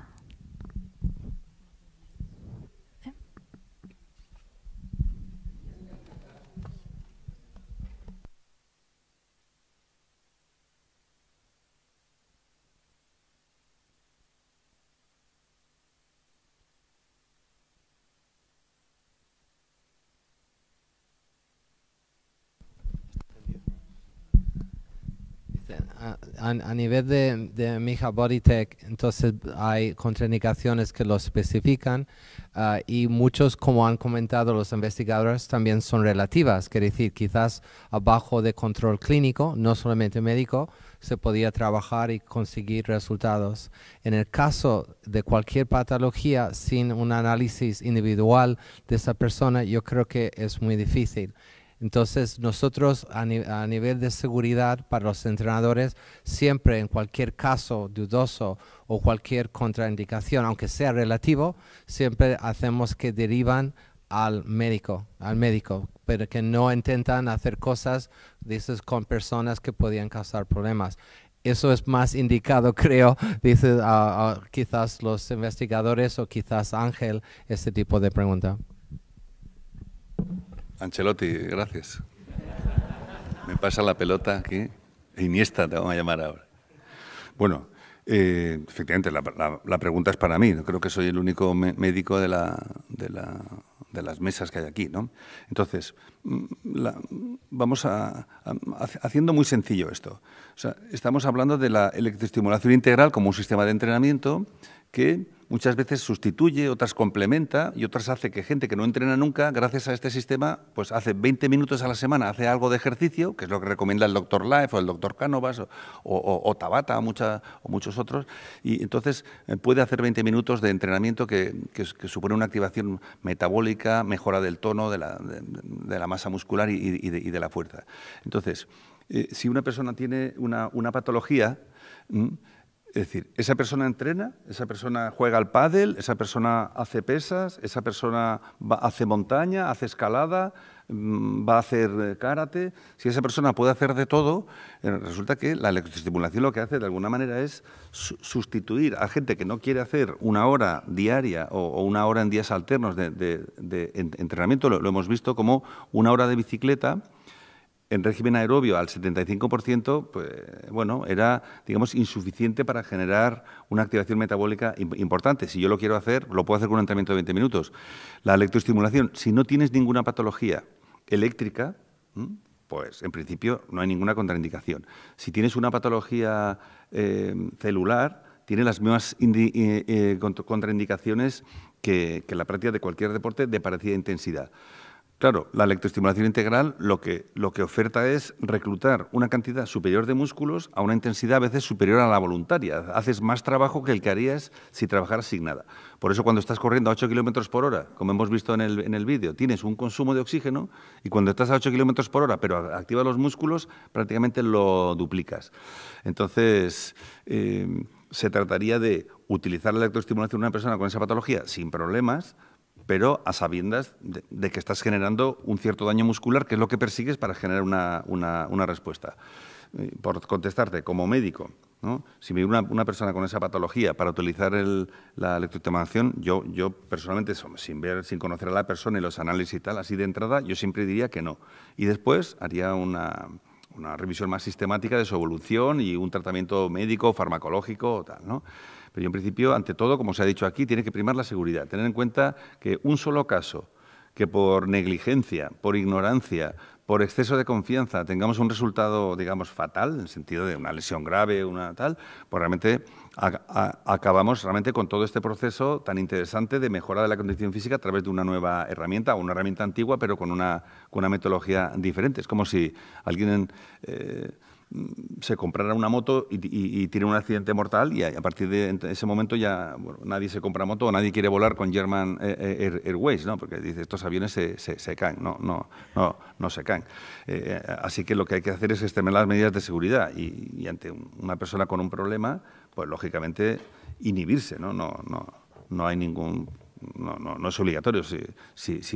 Pero de todas maneras, si puede entrenar, puede usar el chaleco, pero con una carga equivalente a la de un entrenamiento normal. No sería una carga con un trabajo de muchos hercios ni mucha intensidad que generase daño, ¿no? Yo por lo menos no lo haría. Sí. Si me permite, Ángel, seguro compartirá mi criterio que cuando hablamos de enfermedades de ese tipo sistémica, pues nos podemos basar un poco en las referencias que hay. Justamente la electroestimulación clásica, ante la localizada, pues se utilizaba incluso como prevención de trombosis, postquirúrgicas y posttraumatismos y demás. Pero además sí que hay cada vez más estudios con pacientes de enfermedades sistémicas, enfermedades crónicas, donde lo que sí interesa es esa monitorización, esa vigilancia, sobre todo en los primeros días, ¿vale? En las primeras 72 horas, donde aparecen esos picos grandes, porque hemos visto después cómo la persona, su patrón estándar, se homogeneiza. Bien a la alta, pero se homogeniza, se mantiene, digamos, lineal. Pero sí en esos primeros días de esa inducción, de ese trabajo, donde se producen las mayores adaptaciones, es donde es posible pues correr un riesgo que, como bien dice el doctor Gutiérrez, pues hay que tener en cuenta siempre. Más. Un permiso. Buenas tardes. Querría preguntarle a Miguel, a colación de la activación precompetitiva con el chaleco. No sé si lo habéis hablado esta mañana, que no he podido asistir lamentablemente a vuestras charlas, pero te quería preguntar por qué entre aunque tengo mi hipótesis, por qué entre 2 y 3 horas antes, deduzco que es porque no os dejan antes, y si os dejaran, si lo haríais un poquito antes de la competición, o sea, en cuanto a duración de tiempo, más cerca de la competición, y si el protocolo que utilizáis, que insisto, no sé si lo has comentado esta mañana, puede ser similar a una sesión que haces en ese día libre, o el protocolo es muy distinto en cuanto a volumen e intensidad. Gracias. Vale, nosotros lo hacemos justo antes de la concentración, justo antes del partido. No nos hemos planteado hacerlo muchas horas antes y el protocolo difiere totalmente. Nosotros trabajamos solamente 5 minutos y planteamos 5 ejercicios con una pequeña activación, ejercicios que sean muy dinámicos, y no metemos una gran carga, ¿vale? Simplemente nos interesa esa pequeña activación. De todos modos, digo, es algo que hemos empezado a hacer recientemente, que queríamos exponerlo y plantear un poco también aquí, bueno, pues qué es lo qué experiencia habíamos tenido y si algún compañero trabajaba con esto también, o vosotros teníais idea y queréis aportar algo, pues perfecto. Nosotros, ya te digo, lo hacemos siempre justo antes del partido por facilidad, y el trabajo son solo 5 minutos. 5 minutos y tampoco con una excesiva carga, es mucha activación y ya está. ¿Quién más quería preguntar?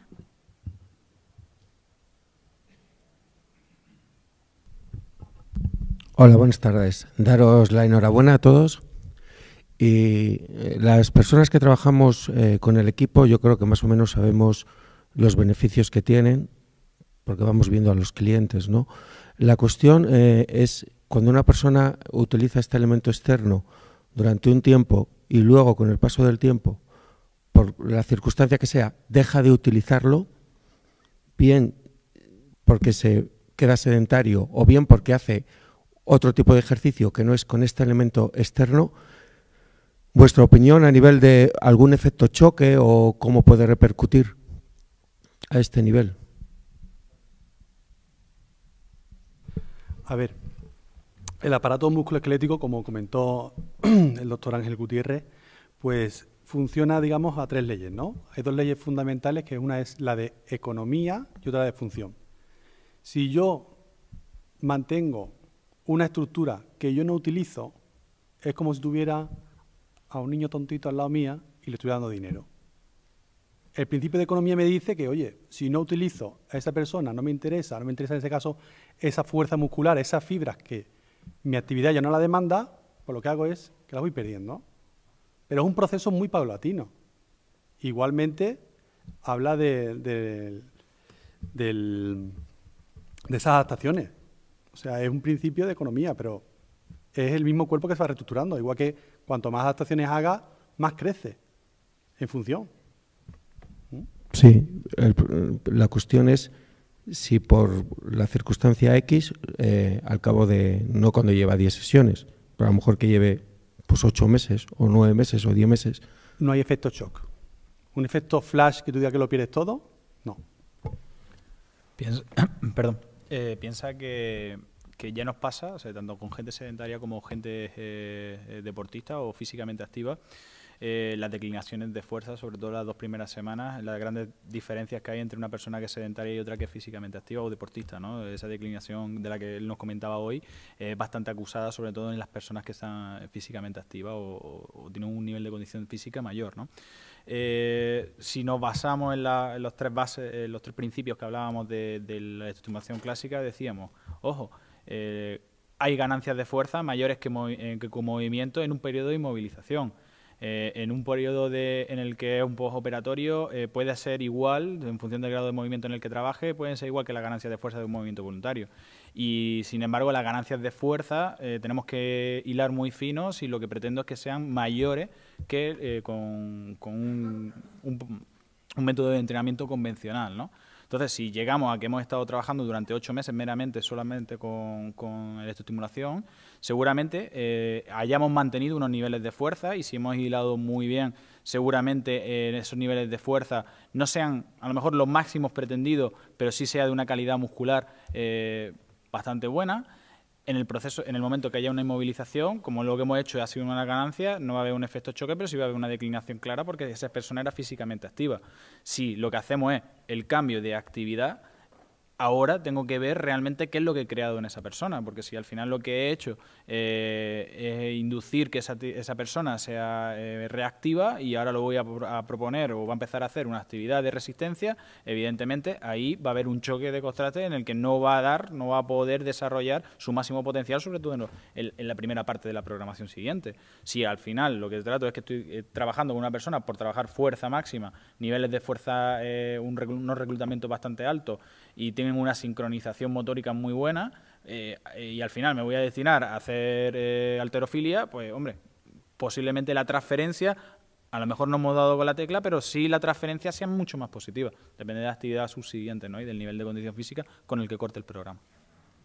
Gracias. Sí, vale, arreglado. Gracias. Buenas tardes. Bueno, lo primero agradeceros todo lo que estáis haciendo todos, al equipo humano y a todas las personas que colaboráis. Creo que En mi modesta opinión, yo he aprendido muchísimo hoy. Creo que tenemos que seguir aprendiendo mucho, imagino todos, porque esto es muy novedoso. Yo soy doctor en Educación Física desde hace ya más de 10 años. Hace 22 años que acabé INEF ya. Creo que el mejor anti-aging es hacer ejercicio físico, descarado. Tengo claro que la alta intensidad, creo que a mayor edad es mejor que la baja intensidad. Lo tengo clarísimo también. Tengo varias preguntas, un par de preguntas sobre todo, porque, bueno, yo tengo un gimnasio donde se está haciendo desde hace unos meses mi hija Boditech con 80-100 sesiones a la semana y la gente está un poco chiflada también porque a la gente le mola mogollón el tema, sale bien, los beneficios son importantes, pero la gente no quiere dejar de entrenar. No quiere dejar de entrenar y de hacer lo que hace y quiere además hacer la sesión. Y además hace la sesión y a veces la hace, sin el descanso adecuado, como nos decías Luis, viene a lo mejor a veces después, o sea, hay que parar a la gente.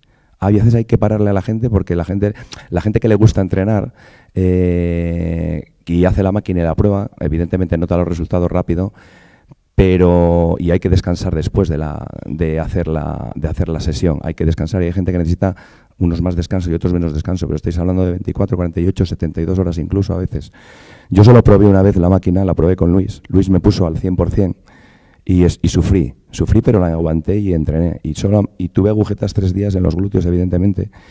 Y lo hice por mi mujer, porque mi mujer tiene un centro, lo abrí hace poco, y llevaba un año. Yo soy súper escéptico con esto. Yo tuve el Compes y lo utilicé alguna vez, pero no para entrenamiento, sino para relajación, tal, ¿no? Y yo tengo ganas de empezar a utilizarlo y empezar a utilizar el chaleco. ¿Qué pasa? Que yo hago 15 sesiones a la semana, 6, 7, 8, 9 de spinning, 6 de CX, body pump, TRX, no sé cuándo utilizarla.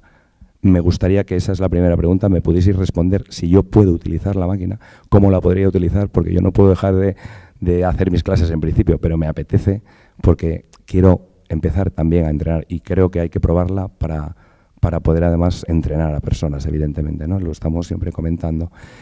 Y bueno, en principio yo soy salud, no soy rendimiento. Habéis hablado de rendimiento y evidentemente está ahí, ¿no? Para mí el mayor rendimiento, y hablando de los niños como hablabais el otro día, el primer día que fui a entrenar a INEF, cuando entré en INEF en Lérida, el primer día fui y los críos de 7 años entrenaban 5 días a la semana, 3 horas, gimnasia deportiva. Estaban más fuertes que yo después de haber acabado las pruebas físicas de INEF, hace 20 años. Flipé. Desde aquella me cambió la concepción de todo. Entonces, claro, lo del entrenamiento, lo de la edad, tal, en gente mayor y por estudios que han hecho compañeros míos también de doctorado, pues, se mejora mucho y hay que trabajar la fuerza, evidentemente, ¿no? Y simplemente me quedo con una cosa, porque hay que hacer mucha investigación. Yo, además, me brindo a ser estudio de caso, si queréis, porque me gustaría investigar conmigo mismo.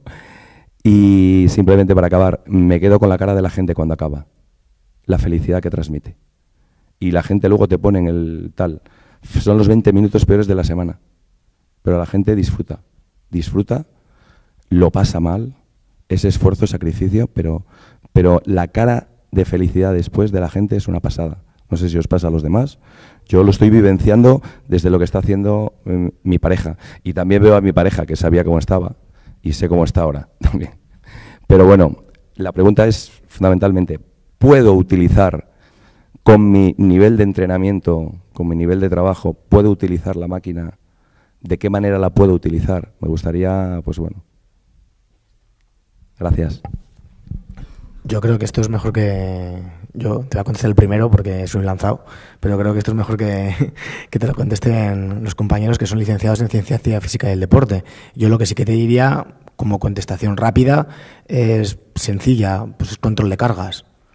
Simplemente valora las cargas y ya está. Pues si tienes que reducir un poco de un lado y de otro, pues al final es controlar las cargas, que es lo que nosotros hacemos, por ejemplo, en el equipo. Pero bueno, a ver qué te comentan los compis. A ver, yo siempre aplico el mismo procedimiento, ¿no? A preguntas complejas, no una respuesta sencilla, ¿no?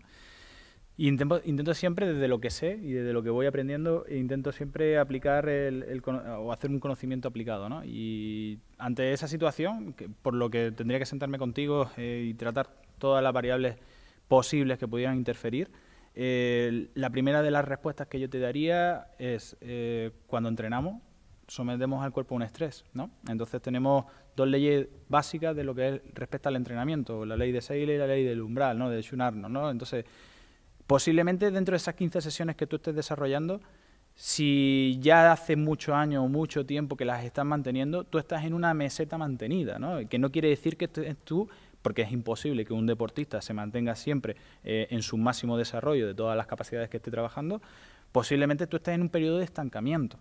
Ahora, dentro de ese periodo de estancamiento sería, una vez colocado o buscar los objetivos a trabajar con la electroestimulación, decir, vale, ahora vamos a aplicar esta sesión.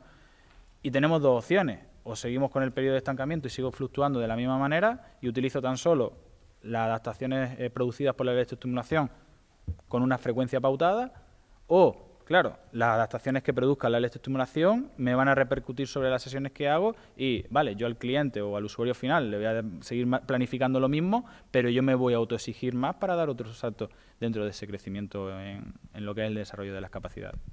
A ver, igual me expliqué mal. Realizo las sesiones porque soy el instructor. Soy el propietario del gimnasio y hago las clases. No, claro. Y entonces me regulo. Evidentemente no hago las clases al 100% ni mucho menos. Me tengo que regular porque hago 3, 2 o 4 Por eso, al día. Tú ya tienes un nivel de una capacidad aeróbica y un desarrollo de la fuerza muy controlado, en el que tú a lo mejor estás trabajando al 60% de lo que pudieras desarrollar. Evidentemente el 60% no te va a producir unas adaptaciones para mejorar esas capacidades. Si tú lo que quieres es mejorar, tienes dos opciones. Lo digo más que nada por el descanso. Por el descanso. Sí, pero es que tu descanso está en el 60%. Tu cuerpo, por la ley de adaptaciones, ya está trabajando metabólicamente a un 60%. O sea que, evidentemente, si cortaras la actividad 100%, tu declinación, como comentábamos con el compañero, iba a ser brutal, porque tus niveles de condición física son mayores. Pero tu descanso, tu rest day, iba a ser el 60%. Entonces, aplicar un estímulo de alta intensidad lo que te va a conllevar es intentar saltar al umbral siguiente siempre que no te cedas de la carga, y a partir de ahí la recuperación activa va a seguir siendo al 60% tuyo. ¿De acuerdo? Gracias. Hola, lo primero daros también las gracias porque está siendo súper interesante y todo lo que estamos aprendiendo, creo que todos. A raíz de lo que estaba comentando él, mi pregunta es ¿cuánto debo decirle a un cliente que debe descansar? Que con ese problema es un poco lo que os ha comentado, que hay gente tanto bien sedentaria que ha empezado a utilizar el chaleco, como gente entrenada habitual del gimnasio. ¿Cuánto tiempo debo decirle, por favor, no hagas nada porque no quiero que te lesiones? En ambos casos, en alguien muy entrenado y en alguien sedentario que ha empezado simplemente a usar por diferentes motivos, bien sea de salud o bien por sobrepeso, ha empezado a utilizar el chaleco. Gracias.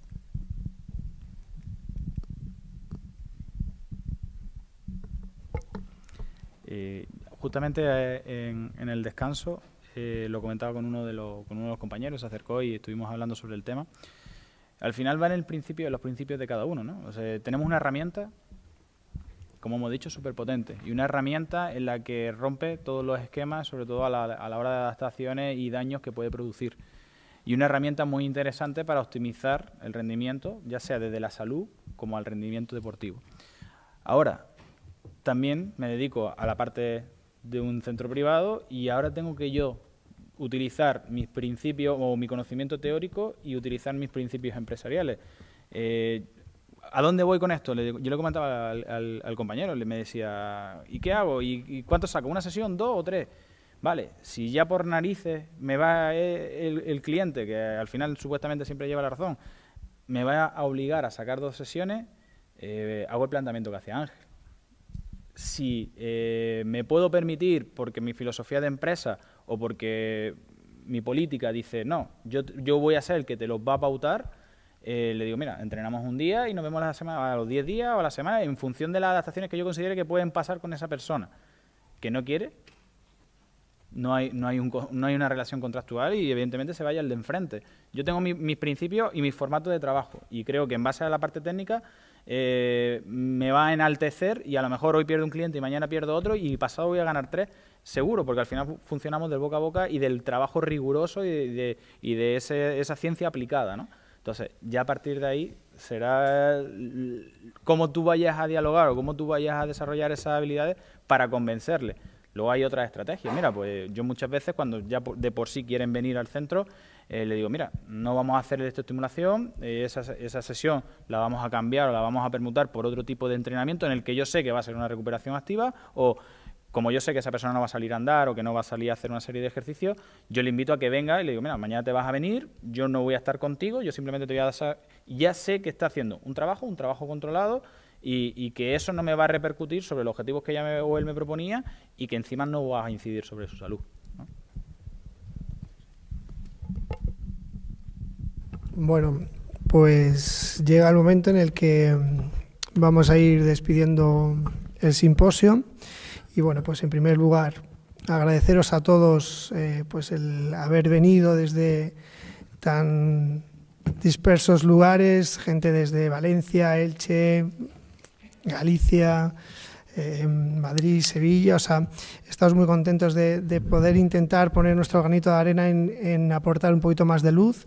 Y lo que sí me gustaría desde aquí es que realmente suponga un impulso, suponga un pequeño chispazo para que despierte algo en vosotros y realmente os deis cuenta de que podemos avanzar si entre todos colaboramos por aportar pues eso, un poquito más en el ámbito de la investigación, en el ámbito de generar protocolos y bueno, pues desde aquí os cito para el año que viene. Seguramente el año que viene será un formato más tipo congreso en vez de un simposio en el que habrá ponencias componentes importantes como los que hemos tenido aquí, pero también se dará cabida a posibles pequeñas comunicaciones de pequeños trabajos de investigación, bien sean de un caso único o pues diferentes, ¿no? Habrá una comisión de investigación en el que se recibirán los trabajos y se valorarán los mejores y podremos, digamos, aportar entre todos nuestro granito. Ya tendremos que ver en función de la demanda que tengamos, pues si hacerlo en varias jornadas y en función de los que seamos, pues nada, pues entonces me gustaría, si os apetece, pues que subáis, que dejéis a los ponentes que se pongan delante y nos hagamos una foto de familia, porque creo que en estas horas, sobre todo, ha perdurado el buen ambiente y eso que hay diferentes marcas y hay diferentes intereses, pero yo creo que se ha respetado y os animo a subir y que compartáis con nosotros esta alegría. Venga.